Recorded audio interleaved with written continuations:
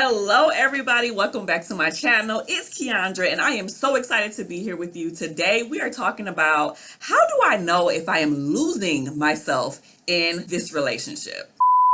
Now, I know some of you guys have been in relationships for a long time. And before we even continue with some of these tips, tricks, and golden nuggets, I need for you to smash that like button and hit the subscribe button so you can stay connected with all of the amazing things that I have coming your way regarding relationships and mental health videos. Now, let's get into it. The first thing that you need to know, if you are in a position thinking that you might be losing yourself in a relationship, I have worked with tons of couples over the years as a licensed marriage and family therapist. And boy, there's so many different seasons that happens in people's relationships. People have jobs, right? People move, people have children, people have more than one child, people get married. All of these things happen in relationships, no matter what type of relationship you are in. But if you feel like you just haven't been yourself lately, if you feel like you just haven't been doing the things that you used to do, if you feel like something's a little bit off, then I want you to think about the things that I'm about to mention to you right now that is going to help you determine if you are losing yourself in your relationship and what to do if you are. So make sure you stay to the end for that little extra golden nugget.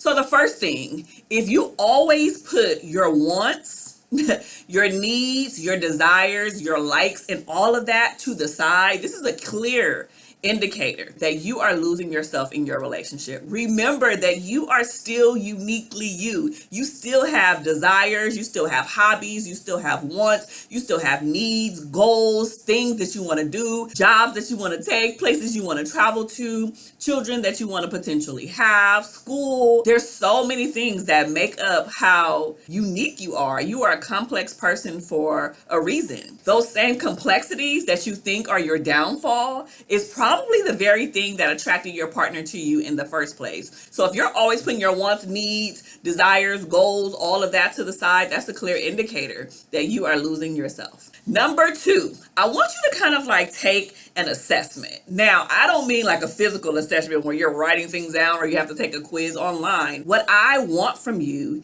is to figure out if there is reciprocity in the relationship that you're currently in. So just as much as you're giving of yourself, are you also receiving the same amount as your partner should be giving you? Now, I know things can be a little tricky in relationships and things are not always equal and 50-50. I get that. I'm perfectly fine with that. But it shouldn't always be that way, right? In seasons, there can be 50-50. There can be 60-40. There can be 70-30. There can be 90-10. All of those things happen, but it shouldn't be lopsided all of the time. So just as much as you're giving, you should be receiving, right? In emotional love and care, in communication, and help around the chores and household activities. All of those things should be true. Number three, you should be standing solid on your sense of self. So don't you dare waver on your self-love, your self-worth, and your self-esteem. You should not have to change yourself in order for your partner to love you, right? You should be able to enhance those elements of yourself to get to a place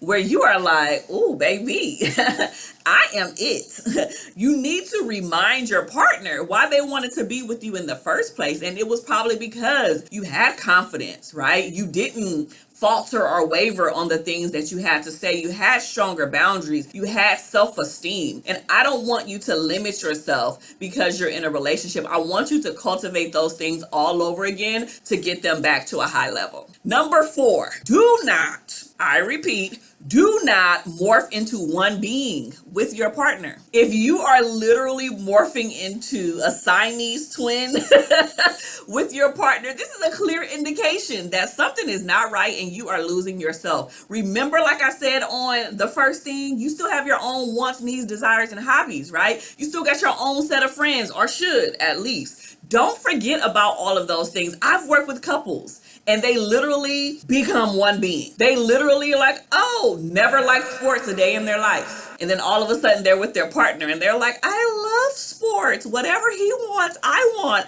I want to go to all the games. I want to watch. And it's like deep down inside, you know, you don't give a doggone about no sports.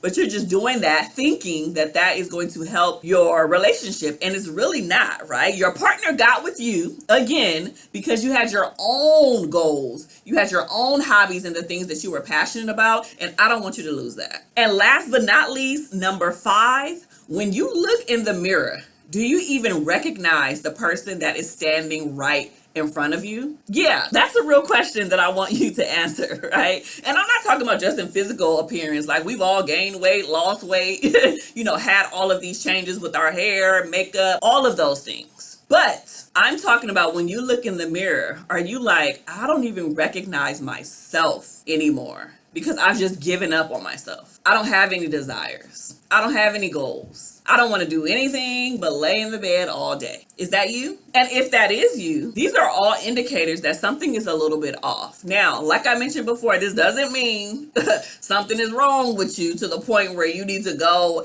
and seek professional help immediately. Now, some people may feel like therapy is a great option for you if you are losing yourself in the relationship. And sometimes individual therapy is the key. And in other times, couples therapy, going with your partner, is the key as well. So one of the things that I would encourage you to do is to get that old thing back.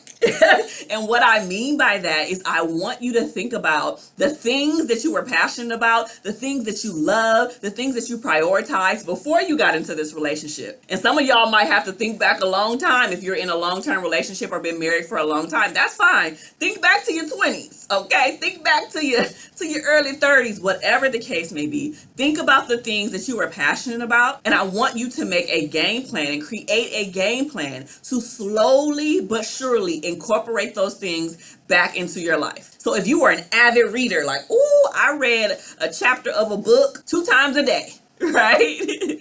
You may not be able to read 2 chapters in a day because you have children or your work or a business or whatever you have going on in your plate.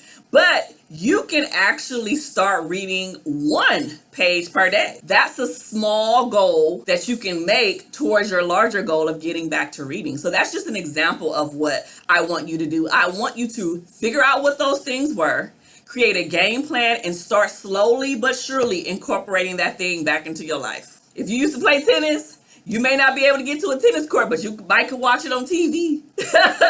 So figure out what that is and make sure you are doing it and incorporating it into your schedule and into your life so you can get back to feeling like yourself. Now, if you like this video, make sure to watch the next one and stay connected with all of the dope things that are coming your way in regards to relationships and mental health. And if you watched this video and loved it, make sure to hit the like and subscribe button and stay connected for more relationship videos coming your way.